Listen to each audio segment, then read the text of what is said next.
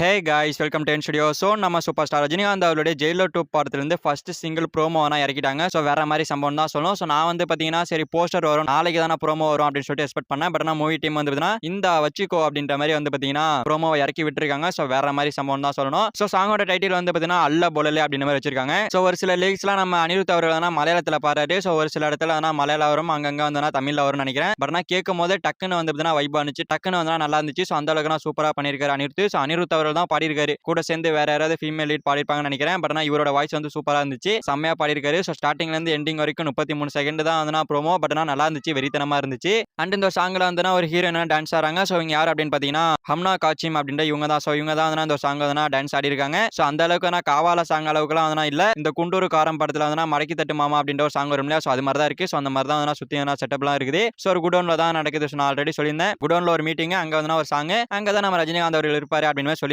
நேற்று போஸ்டரை பார்த்தே சொல்லியிருந்தேன். ஸோ அது மாதிரி தான் நடந்திருக்கு. அண்ட் அதுக்கப்புறமா ஒரு வேளை நம்ம ரஜினிகாந்த் அவர்களையும் காட்டுறாங்க. ஸோ ரஜினிகாந்த் அவர்கள் தான் நடந்து வராரு. ஸோ பின்னாடி நம்ம யோகி பாபு இருக்காரு. ஸோ யோகி பாபு ஒரு படத்துல இருக்காரு. ஸோ ஜெயிலர் பார்ட் 1ல செம்மையா காமெடி பண்ணாரு. ஸோ இந்த படத்துல இருக்காரு அப்படின்னா கண்டிப்பா நல்லா காமெடி பண்ணிருப்பாரு. அதுவும் சாங்ல இருக்காரு. கீழே பாத்தீங்கன்னா பட்டாபடி டவுசர் போட்டு உட்காந்துருக்காரு. கண்டிப்பா நான் செம்ம ஃபன் பண்ணிருப்பான்னு நினைக்கிறேன். ஸோ ரஜினிகாந்த் அவர்கள் ஃபுல்லா ஆடுறாரா இல்ல இடையில மட்டும் கேமியா மாதிரி ஆடுறாரான்னு தெரியல. பாப்போம், நாளைக்கு சாங் வந்துச்சுன்னா தெரியும். சாங்ல காட்டுவாங்கன்னு நினைக்கிறேன். ஸோ சாங்கோட டைட்டில் எனக்கு பிடிச்சிருக்கு, அல்ல பொலலே, செம்மையா இருக்குது. ஸோ சொல்லும் போதே அதெல்லாம் நல்லா இருக்குது வாய்க்கு. ஸோ அனிருத் அவர்கள் மியூசிக் பக்காவா போட்டிருக்காரு ப்ரோமோலே. ஸோ கண்டிப்பா பாட்டெல்லாம் பிரிச்சு விட்டுருப்பாரு. நிறைய லிரிக்ஸ் வெறித்தனமா இருக்க போகுது. ஸோ ஃபுல் சாங்க்கு தான் வெயிட்டிங். ஸோ நாளானிக்கு சாங் ரிலீஸ் ஆகுது. ஸோ கண்டிப்பா தாறு மாறான சம்பவத்தை ஒரு மிகப்பெரிய ரெக்கார்டு யூடியூப்ல வியூஸ் எல்லாத்துலயும் வைக்கும். ஸோ செம்மையான வெயிட்டிங்.